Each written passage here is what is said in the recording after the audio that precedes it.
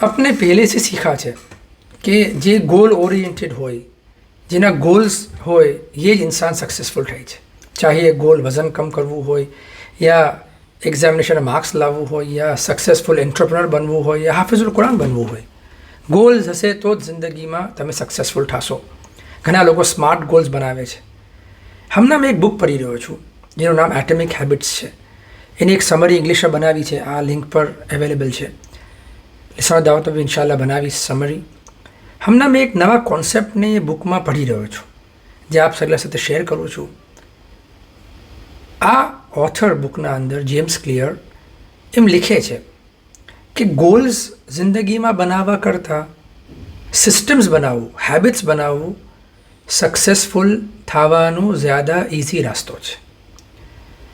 Author એમ જિકર કરે છે કે હર ઇન્સાન ગોલ્સ બનાવે છે કે મને આ મિસલ જિંદગીમાં અચીવ કરવું છે. મગર ગોલના 4 નુકસાન છે. પહેલું નુકસાન એ છે કે વિનર્સ અને લૂઝર્સ બેવે ગોલ તો બનાવે છે, મગર કહા સગલા વિન થાય છે. તો એ સગલા કરતાં મોટો ફ્લો છે ગોલ્સનો, કે આપને એમ લાગે છે કે આ ઇન્સાન મેરેથોન શું કામ જીતો, કેમ કે એનો ગોલ ઘણો ફાઇન હતો. મગર ગોલ્સથી જીતો તો શું, જે સેકન્ડ આવ્યો, થર્ડ આવ્યો, લાસ્ટ આવ્યો, એનો ગોલ નહોતો મેરેથોન જીતવાનો? એમ તો છે જ નથી. તો ગોલ્સથી નહીં જીતતો, ઇન્સાન સિસ્ટમ્સ અને હેબિટ્સથી જીતે છે. ઓથર બીજો ફ્લો, બીજો નુકસાન ગોલનો એમ જિકર કરે છે કે ગોલ્સ બનાવવાથી ઇન્સાનનું ચેન્જ મોમેન્ટરી છે. અગર કોઈ ઇન્સાન એમ ગોલ બનાવે કે મેં મારા રૂમને આજે ફજરે સાફ કરીશ, તો એ ગોલના વાસ્તે મોટિવેશન પહેલે તો લાવવું ઘણું મુશ્કેલ હોય છે. અને સાફ કરી બી લે રૂમને, અને અગર જો હેબિટ અને સિસ્ટમ્સ ના બદલે તો પાછો દુબારા રૂમ કાલે એ જ મિસલ થઈ જશે. તો એ ગોલ્સ બનાવવા કરતાં જ્યાદા મોટિવેશન શેમાં છે કે રૂમ સાફ રાખવાની હેબિટ રાખવું. તો પહેલો તો ગોલ્સ વિનર્સ લૂઝર્સ બે બનાવે છે. બીજું, ગોલ્સના અંદર મોમેન્ટરીલી એક ફાયદો થાય છે. તીસરું નુકસાન શું છે ગોલ્સનો, કે ગોલ્સના અંદર જે હેપીનેસ છે એ ડીલે થાય છે. મેં આ મિસલ મને માર્ક્સ મળશે સ્કૂલમાં યા ક્લાસમાં, યા એમ કહીએ કે મેં હાફિઝુલ કુરાન જે વખત બનીશ તે વખત મને ખુશી મળશે, મારો ગોલ અચીવ કરશે તે વખત ખુશી મળશે. તો આપનું જે હેપીનેસ છે એ ડીલે થયા કરે છે. બીજું નુકસાન એમ બી છે કે ગોલ્સના અંદર ઈધર ઓર હોય છે, યા કે મને ગોલ હાસિલ થશે યા ગોલ હાસિલ નહીં થાય. થશે તો મેં ખુશ થઈશ, નહીં થાવ તો મેં ડિપ્રેસ થઈશ. તો એના કરતાં અગર એમ ગોલ બનાવે કે મેં રોજ સ્ટડી કરીશ, સિસ્ટમ બનાવીશ, હેબિટ કરીશ સ્ટડી કરવાની, યા રોજ બુક પઢીશ ગ્રો થવા વાસ્તે, તો એ બુક તમામ કરવા કરતાં ज़्यादा खुशी मिलसे हर रोज़ बुक पढ़वामा, तो हैप्पीनेस जल्दी मिलसे. बाज़ वक़्त इतना मार्क्स ना मिला जितना एक्सपेक्ट करता, तो भी ये सिस्टम से अपने खुश थासो. तो हैबिट बनावासी हैप्पीनेस આજે મિલે છે, ના કે પછી ડીલે થાય છે. ફોર્થ નુકસાન છે ગોલ્સ બનાવવામાં, એ ઓથર જિકર કરે છે કે બાઝ વખત એક ઇન્સાન ગોલ બનાવે કે મેં આ મિસલ અગર મેરેથોન જીતીશ યા મારો વજન આ મિસલ કરીશ.